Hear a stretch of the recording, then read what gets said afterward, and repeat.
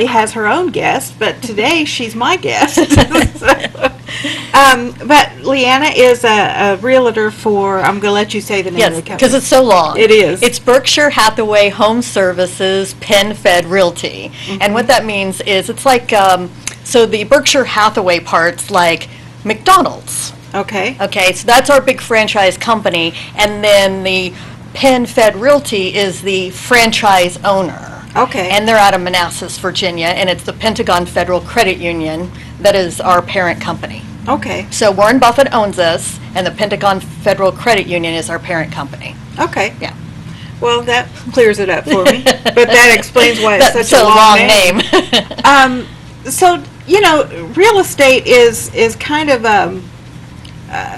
it encompasses a lot of different areas because you don't just show houses. No. You know, That's you probably have a to know. very small amount of what I do. And a lot of people get into real estate thinking, oh, I love houses and I just want to see them all day long. If you like doing paperwork, this is an excellent career. And dealing with people and their emotions. That was one thing when I got into real estate that I wasn't really prepared for. I thought people would buy houses and they would be happy. Yeah. I dealt with a family yesterday that's selling mom's house. She had to go to a care home. You know, some emotion there. Then, you know, before then I was doing an open house and they were moving because they were having baby number 2. So you'd think that was very happy, but it was also her home before she got married, and it was her first house, and her first baby took their first steps there. So there's a lot of emotion tied in with buying and selling a house that you don't think about. Well, yeah, and I think that's true.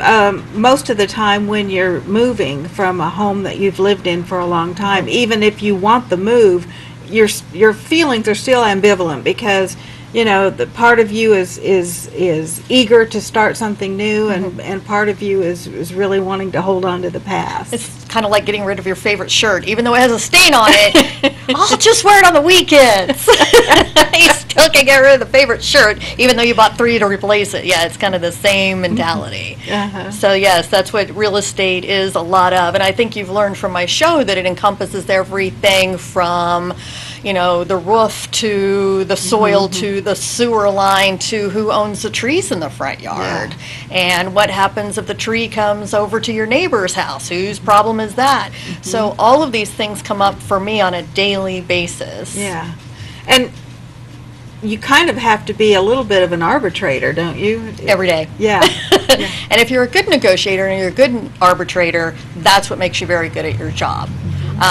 Most people can show you houses, unlock a door and let you in. That's showing a house. Having the knowledge to tell you whether that neighborhood's an up-and-coming neighborhood, or if there's an issue with the house, if you see a slope in the floor, is that something that's new and going to cause you a problem? Is this something that happened in 1900 when Wichita flooded all the time? Yeah. You have to have an agent that has some knowledge about that type of information, and it's not particularly just classes that are taught. It's stuff that you have to learn on the job. Yeah. And learn when you show that house. And it's nice too because you have a lot of contacts, so you can tell people what resource they need, what person they need to see, or what agency they need to contact. If we've got a concrete problem, is the problem doesn't need to be mud jacked, then we call Jeb. If with AAA, who've had on the show, is it a problem with needing new concrete laid down? Then that's Darrell, who's my contact for that with Christner Concrete.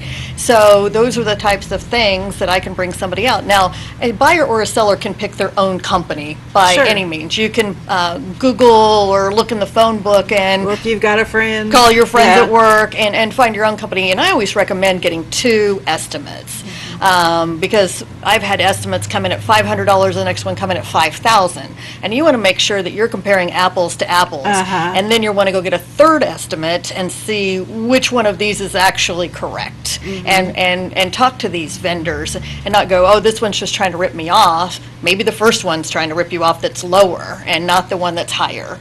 You don't know until you start asking questions, and that's where I can come in and help, because I've probably seen that problem before. And you probably know what questions to ask, because you might be full of questions, but you don't really know what to ask because it's not something you've encountered. And that's where text messaging or with a group, or being on a three-way call, or doing an email with a group with the buyer and that has the question and the vendor who has the answers, and I can all kind of get together on a group text or a message or something like that, so everybody's on the same page and nobody's understanding. Ever since we've got text message, there's a lot less misunderstandings of you said. I don't hear, well, you said anymore as much as I did with documentation. What you said is right here.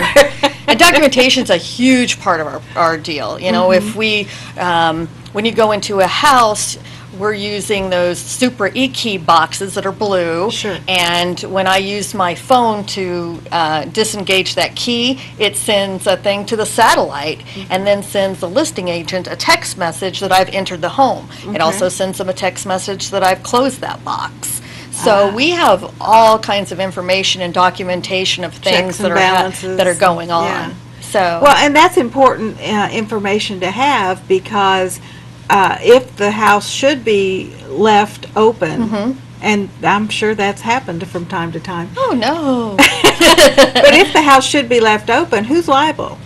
Well, it's the agent who showed the house. Because it's their job to make sure all the doors are locked. But that's why these checks and balances are important. Right. Yeah. So yes, that would. But I have clients that, you know, a showing usually lasts 1 hour. So it's 3 in the afternoon to 4, and the buyer's agent is coming over. Well, the seller might decide that Saturday afternoon to go to the grocery store. Yeah. And if they've, you know, they're running late, that person's still driving around this block with their ice cream, and they're calling me going, are they still there, or did they just leave their car there? I mean, there's all kinds of things that happen that I have to communicate with the other agent and say, are you still there? And they're like, yes, there's been an issue, or yes, they like the house and we're writing an offer on their dining room table. Okay, can my person just bring their ice cream in and put it in the freezer and then leave? I mean, there's all kinds of things that make that system work for us. Yeah. So, knowing how to write a contract. It's huge. Yeah. You can make one word mistake. I don't and it want changes. that responsibility. You can make a one-word mistake, and it changes the whole thing. And I maybe did that earlier in my career, and it was on insurance. I just said the buyer wants to make sure they can get insurance, and so on a roof. And so they just went out and found an insurance company, but it wasn't the buyer's preferred insurance. What I should have written was the roof needs to be repaired to the specifications of this particular insurance company. You have to get very specific. Yeah. But that's what I do every day. Well, thanks for joining us today. Sure. It's always a pleasure. I will have Heartland Pest talking about termites next week, which is always a fun one. I have termites in my neighbor's house, so we'll have some pictures. Hopefully